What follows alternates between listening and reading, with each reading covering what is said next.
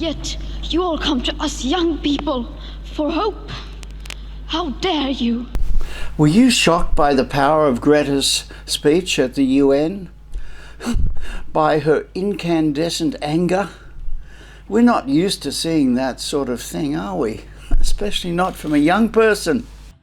Well, welcoming that force of hers, I couldn't help wondering whether it had something to do with her being autistic.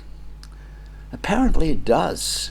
I'm on the autism spectrum, so I don't really care about social codes in that way. In fact, you called your Asperger's, you called it a superpower, a gift. Because that makes you different, that makes you think differently, and especially in such a big crisis like this when we need to think outside the box and who aren't like everyone else. Equally fascinating for me, since I've been supporting Julian Assange for a long time now, was remembering that Kathy Lett, who had Julian as a house guest, feels he's on the same spectrum. So I got to know Julian very, very well. And what I picked up about him, I know he's a very controversial character. And one of the reasons he's so controversial is that people misread him. I think he's on the autistic spectrum. Now, I have a son with autism, so I have an autism radar for these things. You know, he's misread as being taciturn and abrupt and single-minded and egocentric, etc. But really, this is just describing someone on the autistic spectrum. So what characteristics might they have in common? I went to an autism expert, Barb Cook, who herself is autistic, and she does see similarities. They have in common an obsession with their cause, they have a compulsion to tell the truth, and they hate hypocrisy. Without my diagnosis, this wouldn't have been possible, because then I would have been just like everyone else and kept on going like everyone else and not think about this too much.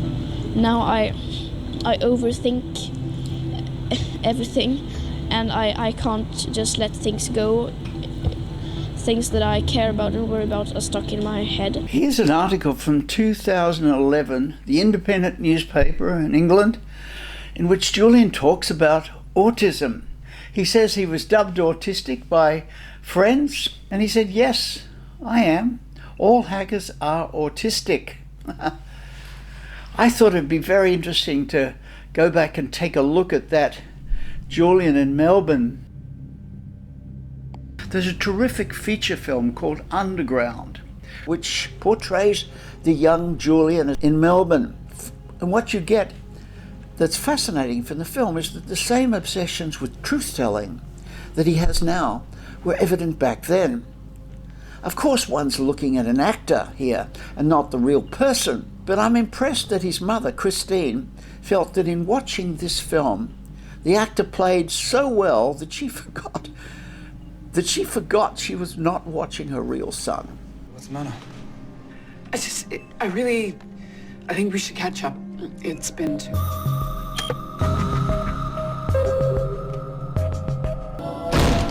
Police, get down! Police, clear! Easy. Let him go. You're on.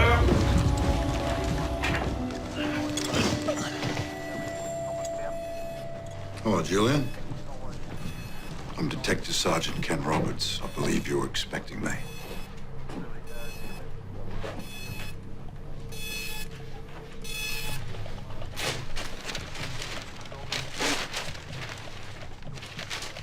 What's this? It's a civilian shelter in Baghdad. I was bombed yesterday. 400 dead. Women and children. They knew it was a civilian shelter. That's ridiculous.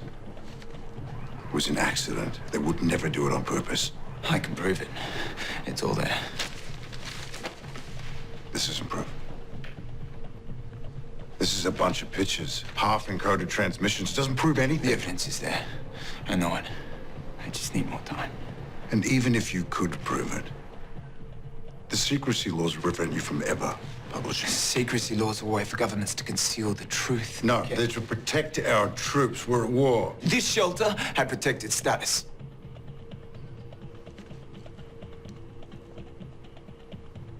They murdered them. I know they did. I just need more time. Sorry, Julian. There is no more time. So at that point, he was just a couple of years older than Greta is now. I'm wondering if her passion and the passion that she arouses, whether that can somehow be mobilized for Julian. He needs young Australians to have that sort of passion on his behalf. Greta, of course, is running into pushback, but seems to be able to handle it.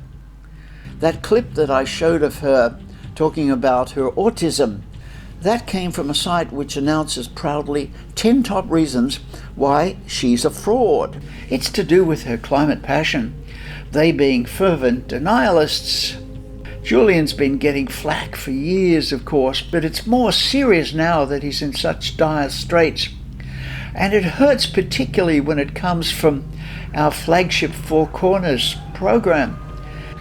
They took a swipe recently in their two-part series called Hero and Villain, and I found they threw a bunch of negatives at Julian, which were every bit as bad as the stuff thrown at Greta. I don't see Julian Assange as this great crusader of transparency. I see him as a reckless narcissist.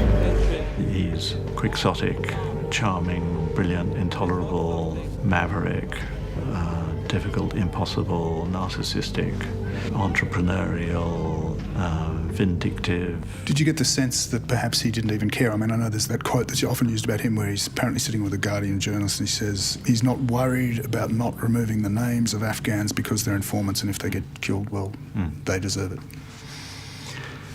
Well, I think if you are an information anarchist, which I think he is, then you think it's not my problem. I think there was never a sense inside the Justice Department that Julian Assange was a journalist. Well, I'm angry about that. I can't get as angry as Greta, but I got very angry with Four Corners in a previous video when I showed that they had taken WikiLeaks' most famous offering, which is this horrible collateral murder video, the gunships in the air, shooting unarmed people down on the streets of Baghdad, and I showed that Four Corners, while it had used part of this, it had avoided the worst part. The terrible moment when a wounded man is almost to be shot by the gunners above, and then, worst of all, when the van of Good Samaritans drives up to pick up this man, the van is shot up and everybody is killed. I said that if Four Corners had used that material, which they didn't, then there was no way that the audience would have gone along with them in terms of a trial of Julian Assange, especially not if they were told that the men in that helicopter were never brought to trial, never punished for what we've seen. It was just seemed so unfair, so I took them to task for that. But now I'm going back with another question, and that is, why didn't Four Corners allow Julian to take ownership of this material and explain what it meant to him? They did give him a chance on screen. The Collateral Murder video also made Julian Assange a household name. But it was very much in terms of how Collateral Murder made WikiLeaks famous, and Julian too. And he came across looking smug, as if only WikiLeaks had the story. Well, reporters that don't have new information, to some degree, have nothing useful to say. And what keeps people honest and what keeps our management over civilization going is we understand how the world actually works. I went to the same source, the RT News interview from which they took their piece, and I found later in that same interview that there was a piece where Julian talks about what the Collateral Murder video actually meant to him, the implications, the significance of it. Now, we know now that 2 Reuters employees had been killed, and perhaps some of the most disturbing footage of the video shows a van pulling up when one of the Reuters employees is wounded on the side of the road, and they try to help him, and then U.S. soldiers fire on that van. There are also children in that vehicle. I can't see any excuse for this. In the first part, you can make some argument that they didn't really pay attention. It was the heat of war, and they confused a telephoto camera for an RPG. That's a hard argument to make, but you can make it. A difficult argument because there's only two people who appear to have weapons out of a much larger group, and they appear to be acting peacefully. The attack on a van, rescuing a wounded person, totally prone, weaponless. The people in the van are weaponless. I cannot see any excuse for this whatsoever. Why didn't they let him present this? Was it because of what I found in this other comment that he made? That he called this for what it was? This is why we called it collateral murder. In the first example, maybe it's a collateral exaggeration or incompetence when they strafe this initial gathering. This is recklessness, bordering on murder, but we couldn't say for sure that that was murder. But this particular event this is clearly murder. Well, by this time I went looking for what further Julian might have said about that horrendous video. I had to go to John Pilger, who has probably interviewed and written about Julian more than anybody else, and who should have been on the Four Corners screen, but he wasn't. John was asking Julian the key question. What did you make of the reaction to it in the media, the mainstream media? So initially, on the TV networks, there was an attempt to immediately downplay this. So, for example, CNN, Wolf Blitzer, they only showed, they took the first segment, which is not the most appalling one, the first attack, and then blanked out all the shooting, and then said this was out of sympathy or deference to the families. But there's no blood here, you can just see dust coming up. And then immediately started apologising for the military, saying, "Oh well, it's hard for our soldiers," and a reminder that war is difficult. No condemnation, not even any request for an inquiry. Then, for CNN and NBC, there was, I think, a sort of internal revolt by journalists who were seeing other journalists mowed down in the streets of Baghdad.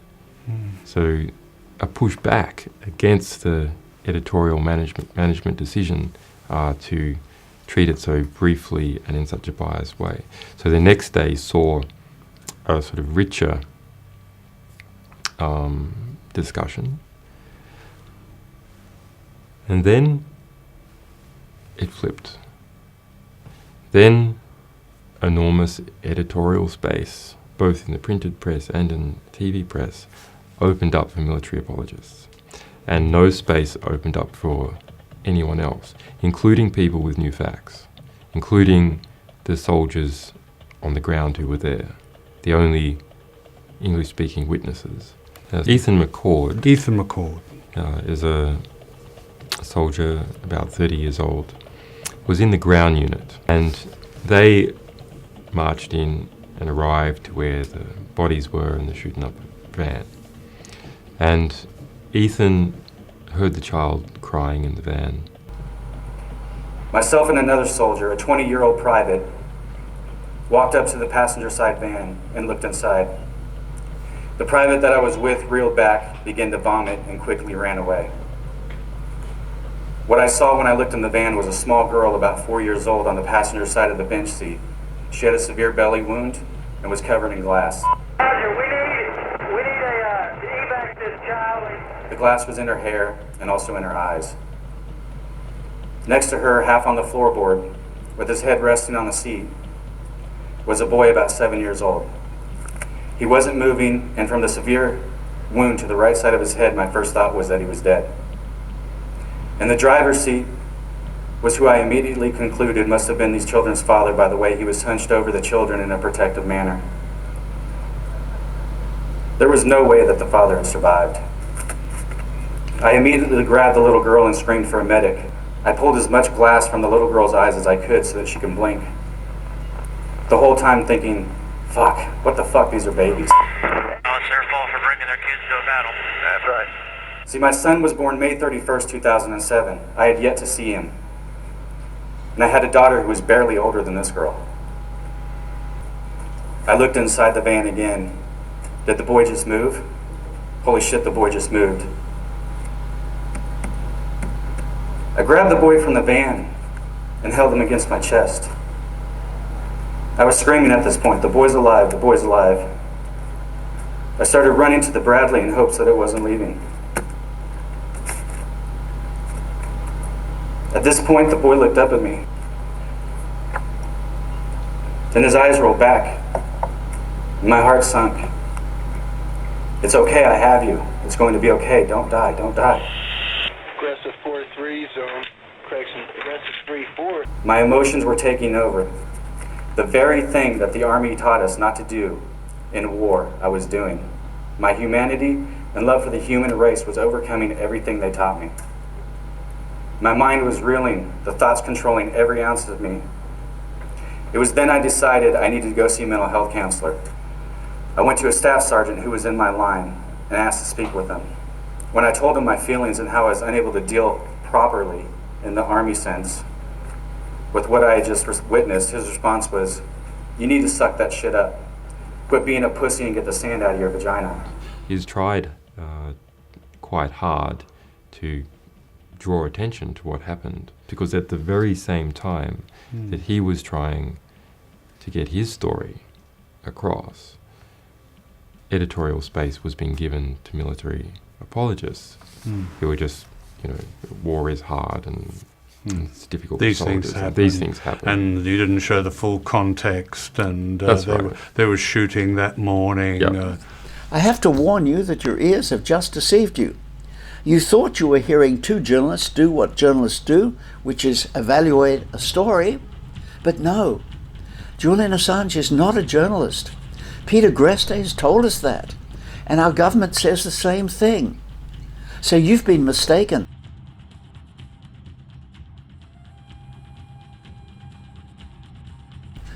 And so have I. So this is a kind of tip of an awful iceberg in many ways, isn't it? Ethan McCord and one of his fellow soldiers who were in that ground unit, they say that they were surprised it was this video that leaked, because there were many, many worse incidences, and this was a sort of everyday occurrence. Oh yeah, look at that, right through the windshield. When you're in an Apache with a zoom lens that can show you people's face from 1 mile up in the sky, and you have a 30mm cannon, and you shoot, and there's no effect against you, you can't even hear the screams. And when you get back to base, there's no discipline procedures against you. But when this happens every day, for days, for a year, of course, it's incredibly corrupting. So that's the sort of Julian that got kept off the screen by Four Corners. And I'm afraid to say that I think it was intentional. Julian does appear again and again in the 2-part series, but never to advantage. He's always on the back foot. The difficulty that WikiLeaks has, of course, is that we can't, go around speculating on who our sources are. That would be irresponsible. Well, no, you can't speculate. You know the answer. Well, Mr. Assange, you say you can't go around speculating. Do you not know the answer? We don't give any material away as to who our sources are. And in fact, in the second hour, they're obsessed by Russiagate. Indeed, they go back into an older Four Corners and give Hillary a second go to say how terrible Julian is. Double dipping to make the case against Julian. Well, I had a lot of history with him because I was Secretary of State when WikiLeaks published a lot of very sensitive information from our State Department and our Defense Department. And, I think that whatever claim to transparency and openness that he may have started with, I can't judge. But now I think he's very clearly a tool of Russian intelligence. Internal WikiLeaks chats left no doubt about what Assange believed to be the best political outcome in the coming presidential election. It would be much better for a Republican win, he says. Clinton is a bright, well-connected, sadistic sociopath. Sure, as they point out, he called her a sociopath, a very tough word. But Four Corners never gave him a chance to explain why he would have used such a word about Hillary Clinton. Again, I have to go to John Pilger to find out why. Libya, more than anyone else's war, was Hillary Clinton's war. Barack Obama initially opposed it. Who was the person who was championing it? Hillary Clinton. That's documented throughout her emails. There's more than 1,700 emails out of the 33,000 Hillary Clinton emails we published just about Libya. It's not about that Libya has cheap oil. She perceived the removal of Gaddafi and the overthrow of the Libyan state, something that she would use to run in the general election for president. So late 2011, there's an internal document called the Libya TikTok that is produced for Hillary Clinton. And it's a chronological description of how Hillary Clinton was the central figure in the destruction of the Libyan state. As a result, there was around 40,000 deaths within Libya. Jihadists moved in, ISIS moved in. That led to the European refugee and migrant crisis. So Libya faces onto the Mediterranean.